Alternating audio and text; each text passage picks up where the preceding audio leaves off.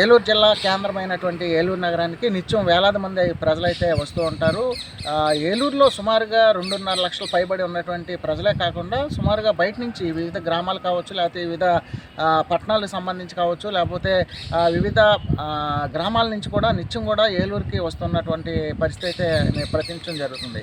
ముఖ్యంగా ఏలూరు నగరానికి సంబంధించి చూసుకున్నట్లయితే ఏదైతే పాత బస్ స్టాండ్ ఉందో, పాత బస్ స్టాండ్ వాణిజ్య సముదాయం ఉంటుంది. ఈ ప్రాంతానికి సంబంధించి వేలాది మంది ప్రయాణికులు కావచ్చు, లేకపోతే వివిధ ఆఫీసులకు వెళ్ళేవారు, లేకపోతే ఇటు పాత బస్ స్టాండ్కి సంబంధించి కావచ్చు, వాణిజ్య సముదాయానికి వెళ్ళి ప్రజలైతే ఎక్కువ సంఖ్యలో అక్కడ వస్తున్నటువంటి పరిస్థితి ఉంది.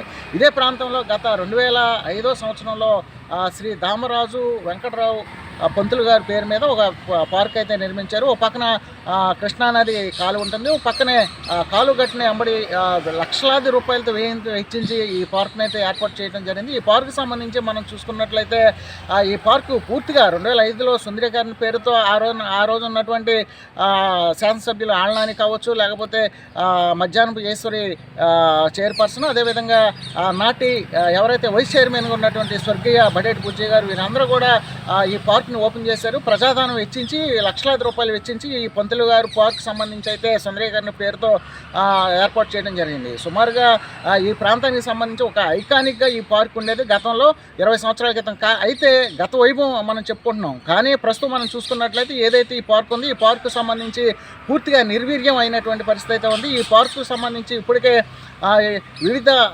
నర్సరీలకు సంబంధించి సుమారు 5-6 ఫర్మ్స్ సంబంధించినటువంటి ప్రైవేట్ వ్యక్తులు ఈ పార్క్ ఏదైతే ఉంది, ఈ పార్క్ని పూర్తిగా కబ్జా చేసినటువంటి పరిస్థితి ఉంది. ఈ పార్క్ సంబంధించి అయితే నిత్యం గతంలో చూసుకుంటే వివిధ ప్రాంతాల నుంచి వచ్చినటువంటి గ్రామీణ ప్రాంతానికి సంబంధించిన ప్రజలు కావచ్చు, లేకపోతే నిత్యం వేలాది మంది ఆ మున్సిపల్ ఆఫీస్కి వెళ్తున్నటువంటి నేపథ్యంలో మున్సిపల్ ఆఫీస్కి వెళ్తున్నటువంటి ప్రజలు అక్కడ వెయిట్ చేయాలి, లేకపోతే ఒక ఆఫీసర్ కోసం వెయిట్ చేయాలన్నా, లేకపోతే తమ పనుల మీద వెళ్ళినప్పుడు కాసేపు సర్ది తీర్చుకోవాలన్నప్పుడు ఈ పార్క్ వచ్చి కూర్చునేవాళ్ళు.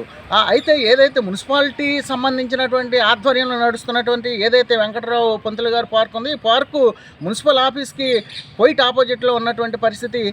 ఇది పార్క్ కూడా ఈ మున్సిపల్ అధికారులు, అదేవిధంగా ప్రజాప్రతినిధులు అందరూ కూడా సమిష్టిగా ఈ పార్క్ నిర్వహించవలసినటువంటి పరిస్థితి అయితే ఉంది. కానీ నేడు మనం చూసుకున్నట్లయితే ఆ పార్కు సంబంధించినటువంటి కేవలం బోర్డు తప్ప ఆ పార్కు సంబంధించినటువంటి చిన్నపిల్లలు ఆడుకునే ఆట వస్తువులు కావచ్చు, లేకపోతే సుందరీకరణకి ఆనాడు వెచ్చించినటువంటి ఏదైతే లక్షలాది రూపాయలు ఉన్నాయో ఆ లక్షలాది రూపాయలు అన్నీ కూడా గంగపాలైనటువంటి పరిస్థితి అయితే ఇప్పుడు ఉన్నటువంటి పరిస్థితి అయితే కనిపిస్తుంది. మొత్తానికి చూసుకుంటే ఏదైతే ఏలూరు నగర ప్రజలకు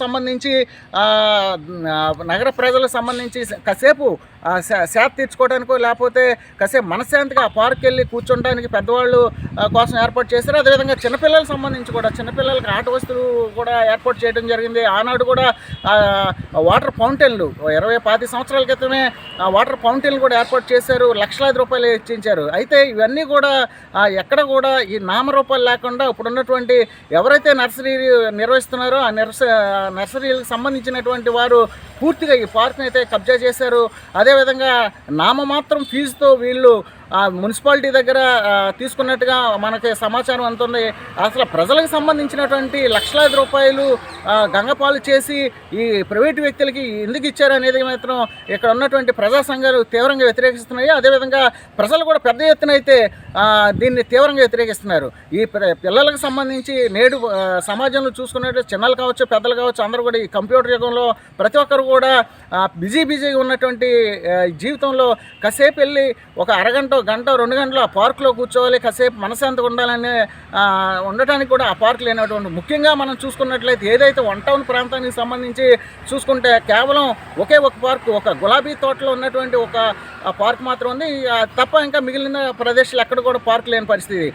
1 టౌన్కి సంబంధించి నిత్యం కూడా వేలాది మంది బయట నుంచి వస్తున్న వ్యక్తులు కావచ్చు, లేకపోతే అక్కడ వ్యాపారస్తులు కావచ్చు, లేకపోతే స్థానిక ఉన్న ప్రజలు కావచ్చు, వాళ్ళు కనీసం ఒక గంట సేపు ఎక్కడికన్నా వెళ్ళి మనశ్శాంతిగా కూర్చోవాలంటే పార్క్ లేని పరిస్థితి అయితే నేడు ఏలూరు నగరంలో కనిపిస్తుంది. దీని అంతటికీ కారణం మనం చూసుకున్నట్లయితే ఇటు ప్రజాప్రతినిధులు అండదండలతో, ఇటు మున్సిపల్ అధికారులు ఉదాసీనత భావంతో వీళ్ళకి కట్టబెట్టినట్టుగా తెలుస్తుంది. నిత్యం కూడా ఏదైతే నర్సరీల పేరుతో కోట్లాది రూపాయలు లక్షలాది రూపాయలు అయితే ఎవరైతే నిర్వహిస్తున్నటువంటి వ్యాపారం చేస్తున్నారు, సంపాదిస్తున్నారు, ధనార్జన సంపాదిస్తున్నారు.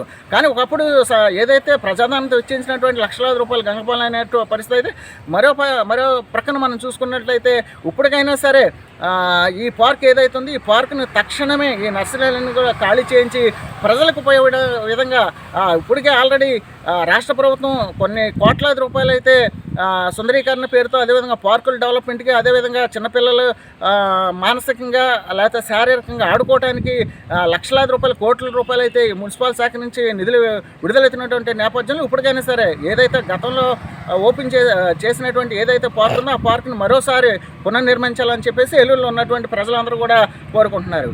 ఇది పరిస్థితి. చూస్తూనే ఉండండి సిటీ 9. అందరూ కూడా ఈ ఛానల్ సబ్స్క్రైబ్ చేయండి, షేర్ చేయండి.